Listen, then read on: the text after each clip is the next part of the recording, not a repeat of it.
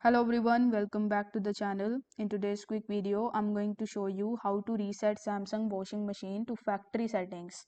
So basically how to factory reset your Samsung washing machine. So when something goes wrong with your washing machine, you may think all that's needed is a good reset.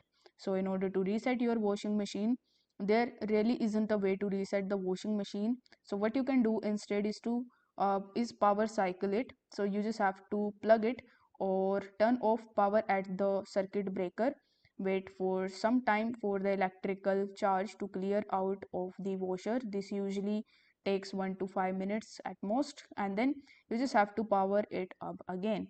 This is the closest you can do to reset of a washer.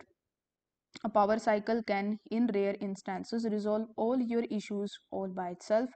Most of the time, it won't, though, and you will need to troubleshoot the issues you are having in order to resolve it. So, basically, in order to reset it, you just have to follow this instruction and you are done. If this video helped you out, don't forget to like the video and subscribe to the channel. Thank you so much for watching.